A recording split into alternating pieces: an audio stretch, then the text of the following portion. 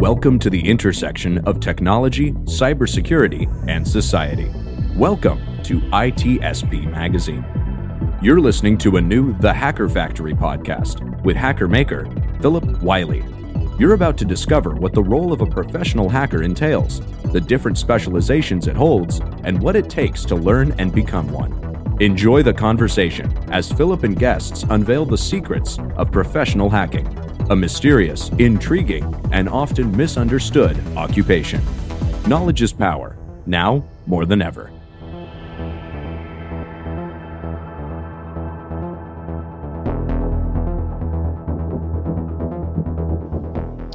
Welcome to another episode of the Hacker Factory podcast. I'm your host, Phillip Wylie, and today I've got Greg Porterfield joining me today.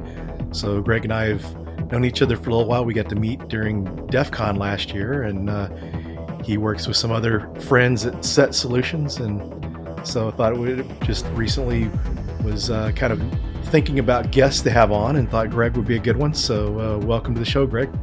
Thank you for having me. It's quite an honor to be here. It's great to have you here.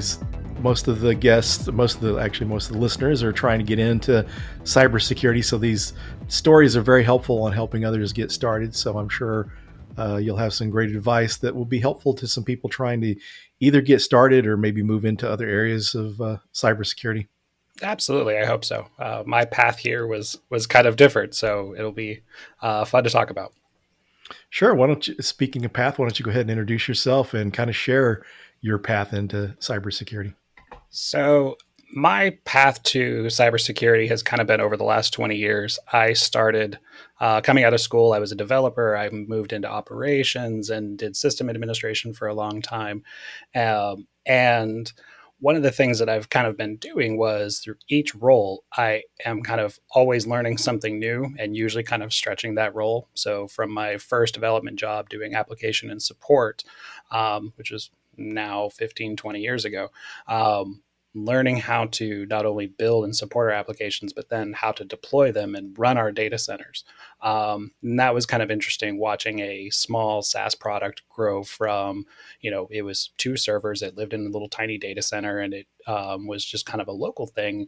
And over time, we started growing that into a larger and larger environment, and there was more to keeping the system alive and secure in some cases than building the code. So I started moving more towards that.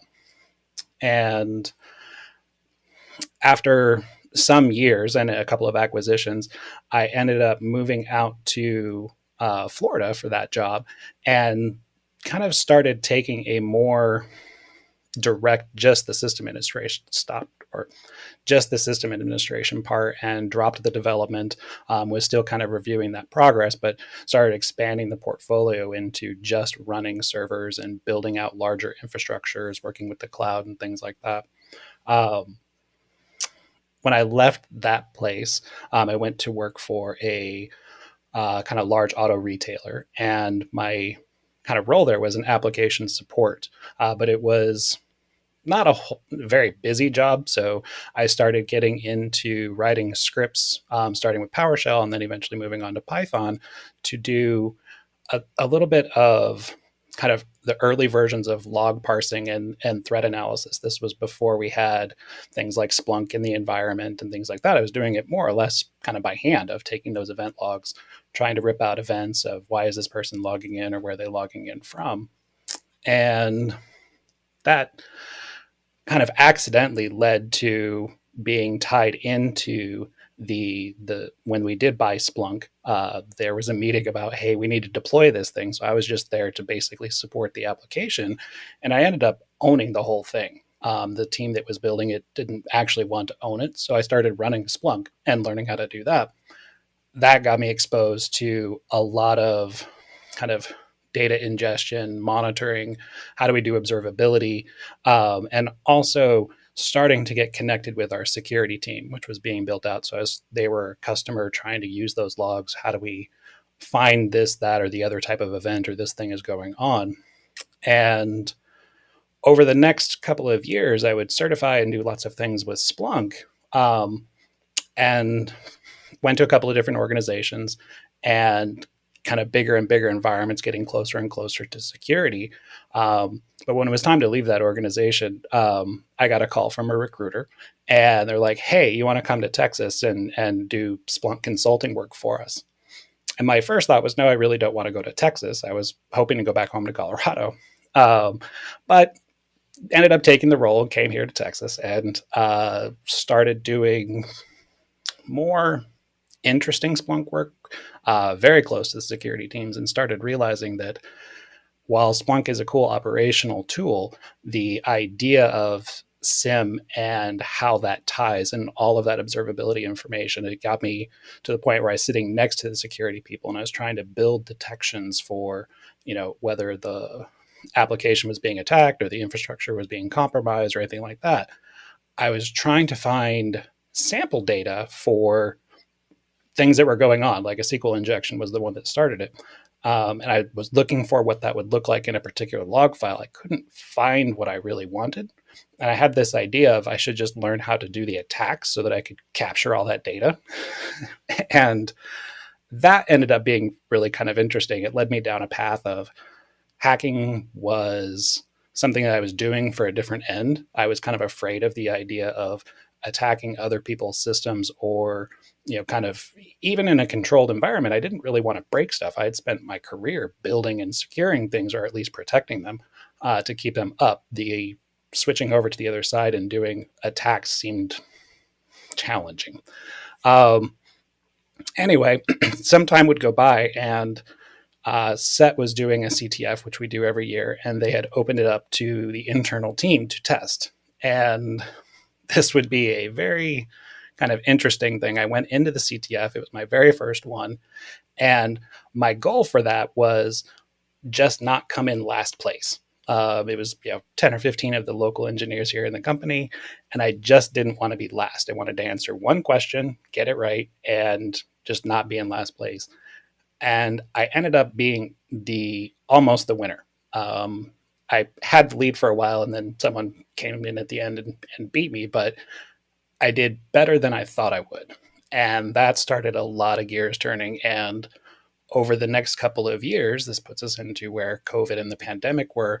I spent a lot of time doing CTFs and TryHackMe, Hack the Box, pretty much any of the ranges I could get my hands on, and just started learning how to do kind of offensive security or pen testing as it was.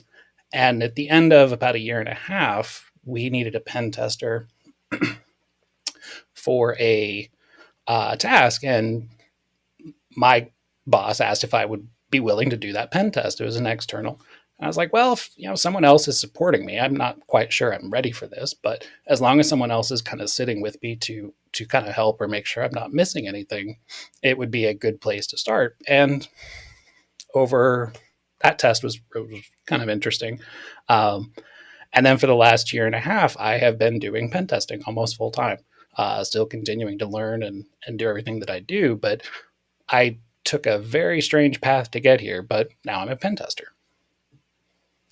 Yeah, but with that background you got, I'm sure I can see so many advantages to things there because, having the sysadmin background, because, some people nowadays, because kind of like yourself, I started out in other areas. I started out as a sysadmin and, you kind of go through these other areas and learn these different skills to a decent degree that helps you through pen testing. But some people are just jumping right in, learning pen testing, and they may miss some things that they don't study hard enough or, focus on some of those other areas. But just kind of seeing your background, I can see why you got into pen testing and why you make a good pen tester. Mm-hmm. It is interesting having all of those past experiences to leverage of seeing how to build or working on building and deploying applications makes it easier to understand when we are attacking them of these things are going to show up. There's going to be these types of things to look for.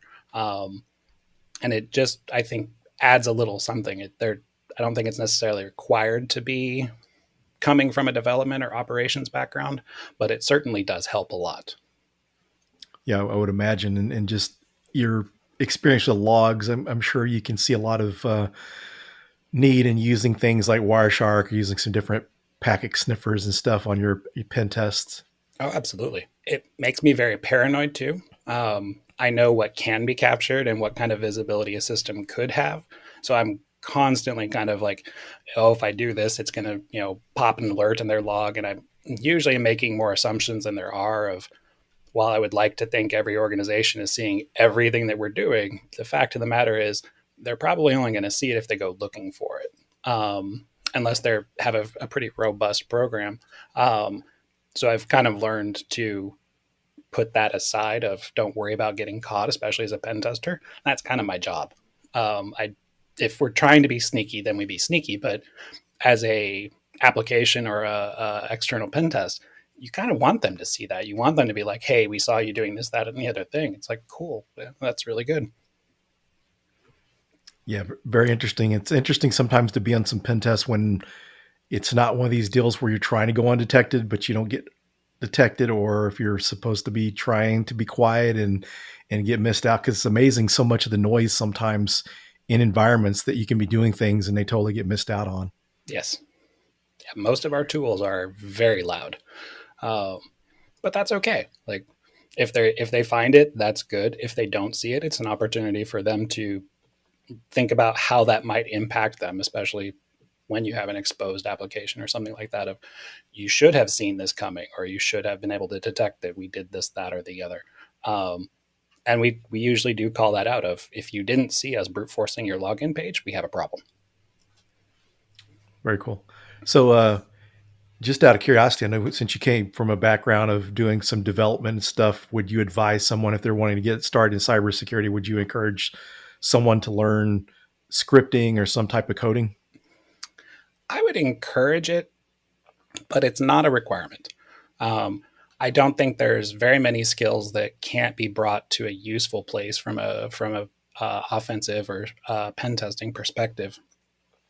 And knowing how to write code will speed some things up. You can automate tools, or you know what to do if a tool isn't configured for a particular application or something is getting in your way. We now have companies and organizations or tools that are able to block, whether it's SQL map or burp scan or whatever. Knowing how to automate a browser with Python and Selenium can get you past some of those hops. But there's usually more than one way to approach it. I know pen testers who are great with code. I know pen testers who don't write code. And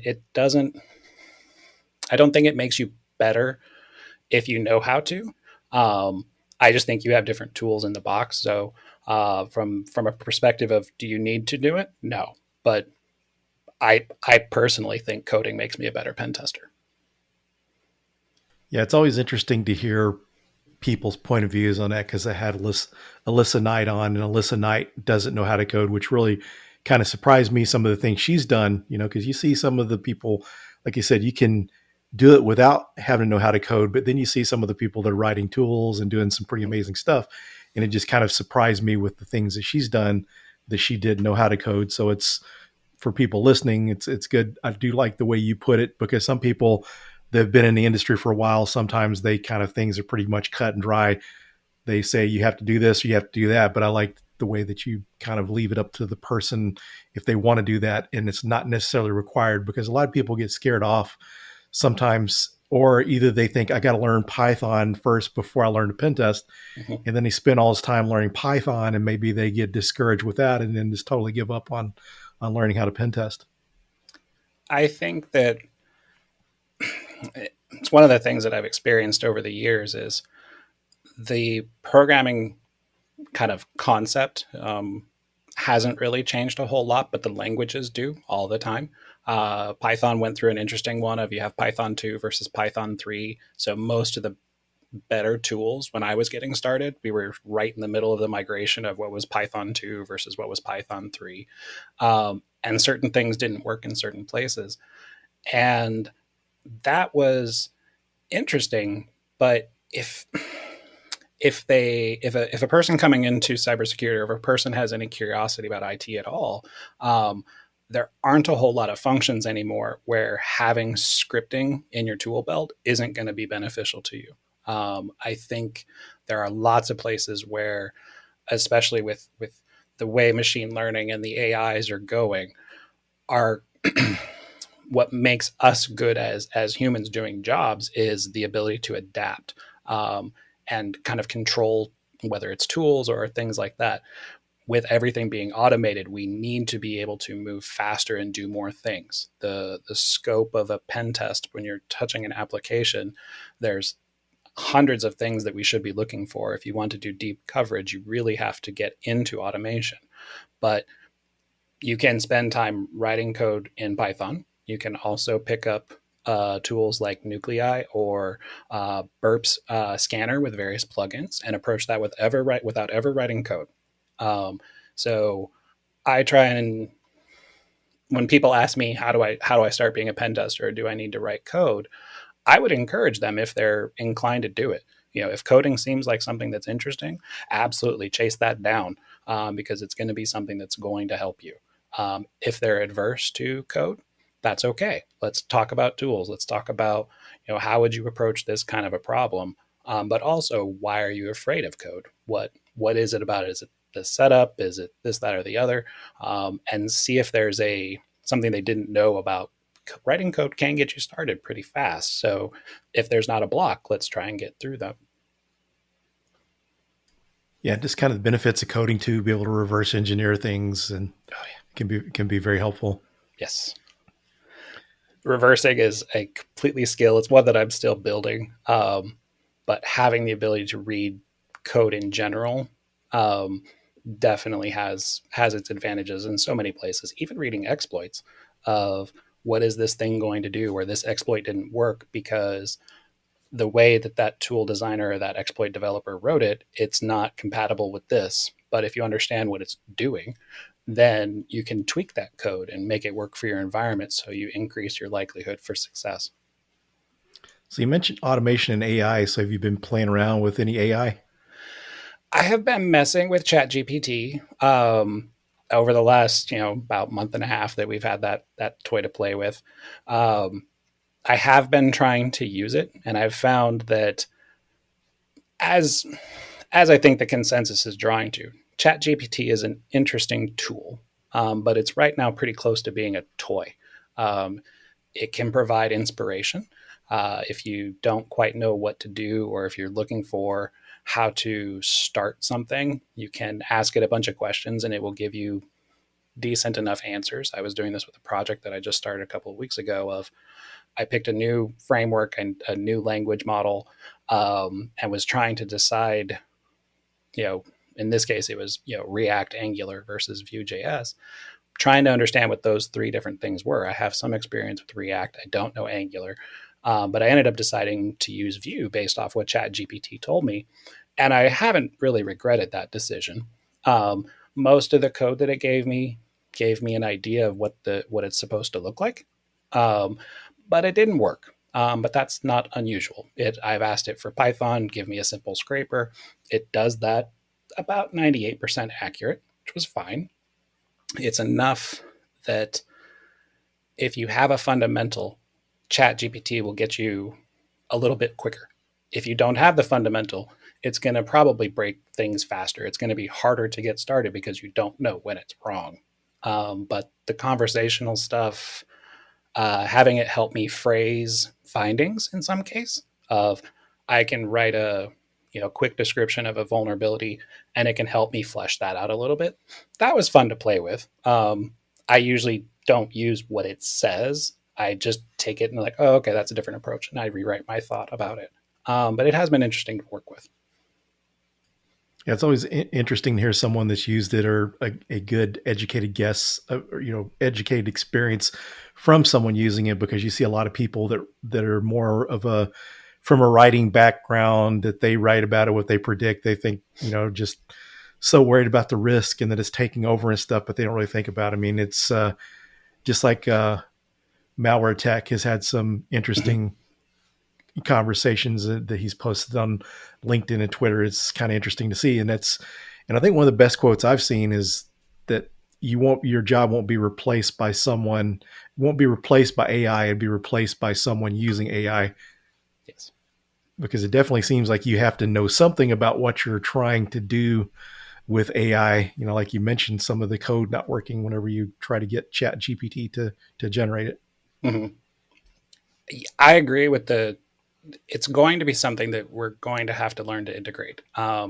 Watching the offensive security people and InfoSec Twitter and all of these things, when ChatGPT dropped, there were the kind of initial responses of, "Oh, this thing is fabulous," because you give it a prompt and it gives you an essay.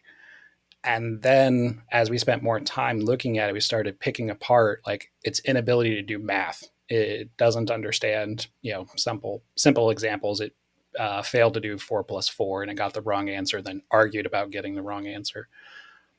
But the part about ChatGPT that it's meant to be used for, that conversational AI, is solid.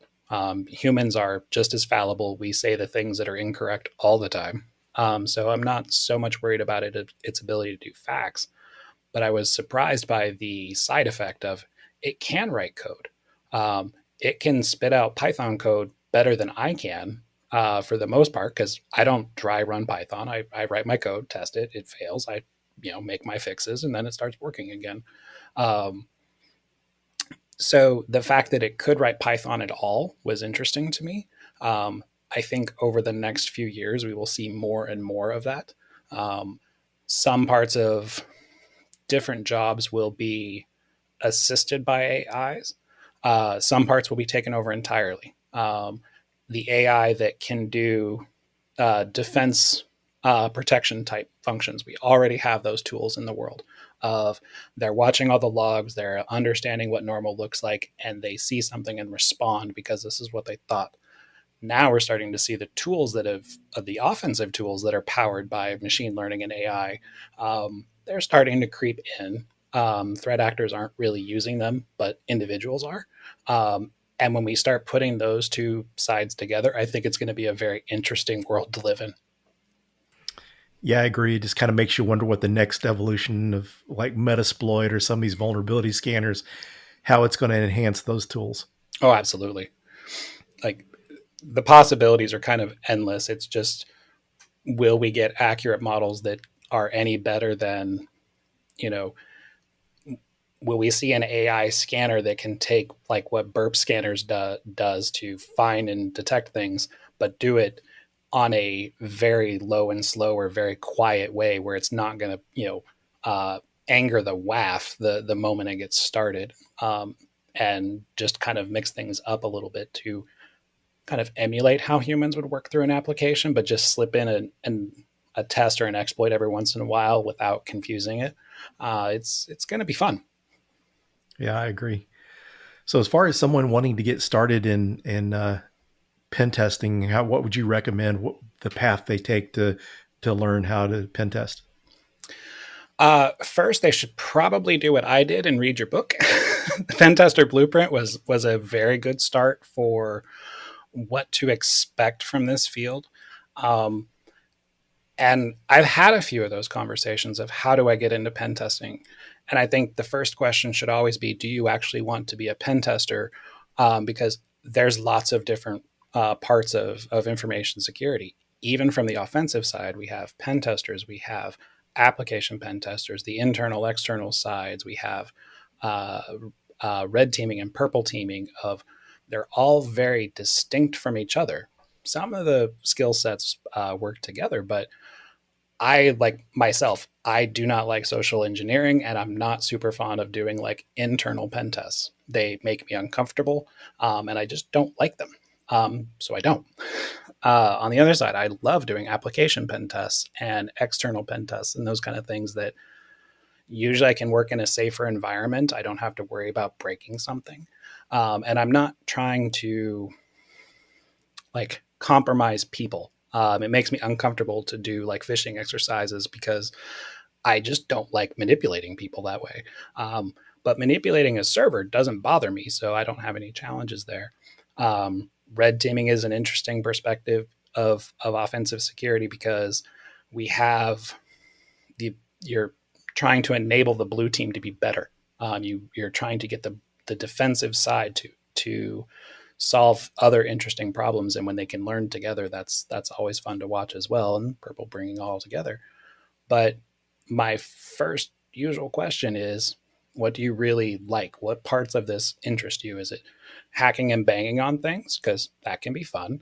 Or are you trying to do it with more of a purpose? And try to get folks to understand how wide this field is. A generic pen tester is very, very busy, but someone who focuses on mobile or focuses on web or other types of applications or the network side, figuring out what they want to do is always the first step. And if they don't know, well, now it's time to talk about CTFs, because we can expose people to different kinds of challenges and let them play games to get the serotonin boost or whatever might be interesting. Of CTFs are a great way to get started here, because you can get exposed to everything without years and years of commitment. TryHackMe was incredibly useful to me to filter out the stuff that I wanted to do and the stuff that I don't want to do. It also, a lot of CTFs, Hack the Box's Cyber Apocalypse, which is coming up soon, has a wide array of challenges, from reversing to traditional, just, own the box or whatever. And those are really good ways to sort out what to do. So with that out of the way, the next step is how to learn how to do this stuff. And like coding, I don't think there's any one path, but I do think there are different paths that are appropriate for different folks. Whether it's traditional education, going to school, pursuing certifications, whether that's the OSCP or the Cyber Mentors PMPT type things, or Udemy. I mean, there's so many different ways for us to learn, and most of them can be low cost. YouTube is free, sort of, and finding courses that are like what Heath and the Cyber Mentor have been doing, with $20 to $30 courses that will get you prepped for a pen test. It's not going to tell you every detail, but it's going to get you ready to go, or at least ready to start that from an entry level. Those are all wonderful resources that are pretty approachable for most people. And then from with that kind of model, or however is most effective for that person to learn, just start finding ways to practice. Those cyber ranges are free. People who are trying to get into hacking today don't have to hack other people's stuff and risk jail to learn. We now have pretty much free and legal ways to do everything. So try new things, try and see what you can do with this.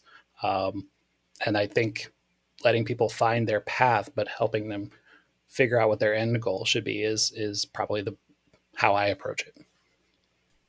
That's some good advice too. And one of the things too, for anyone listening that not sure what area of cybersecurity they want to go into, you don't even have to go into the offensive side to do cool things like threat hunting and incident response are some pretty cool areas to work in.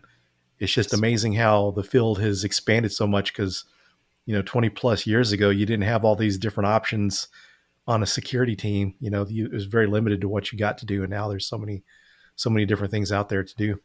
Absolutely. So we're getting down towards the end of the show. Is there any advice that you'd like to share that maybe you didn't speak to yet? I think for people who are trying to get in, one tip kind of from where this career always leads is learn to love logging, or not logging, but note taking and reporting. Almost every position in this, especially in the offensive side, is going to lead to a report. We don't get paid to hack. We get paid to write a report about what we did. And it has to be understandable by people who don't know how to hack. One of the best things that I was told when I was getting started was start taking notes immediately. And whether it's the TryHackMe room or Hack the Box, or if you're just doing, Portswigger Academy labs, whatever, take notes, document that process, because the more of them you do, the harder it will be to remember how to approach a particular type of vulnerability. You've seen it 6 months ago, but you don't quite remember. If you're good at taking your notes, you can reference that a lot faster. And a lot of folks out there talk about do the write-ups. Write up what you're doing, not only to yourself, but get practice writing how you approached a challenge, so that when it does come time to write the report, it's not difficult or it's not a foreign process. OSCP does do a nice job of forcing that report. You don't pass the OSCP until you write a report, and I think that's good. And many other of the certifications are focusing on that as well. So, learn to get into note-taking and reporting early, just to help set up those rhythms and figure out what tools you like working with and which ones you don't. Great advice. Well, thanks for taking time out of your busy schedule to join. I appreciate it. Absolutely. Thanks for having me on. Thanks, everyone, and we'll see you on the next episode. We hope you enjoyed this episode of the Hacker Factory podcast with Phillip Wylie. If you learned something new and this podcast made you think, then share itspmagazine.com with your friends, family, and colleagues. If you represent a company and wish to associate your brand with our conversations, sponsor one or more of our podcast channels. We hope you will come back for more stories and follow us on our journey. You can always find us at the intersection of technology, cybersecurity, and society.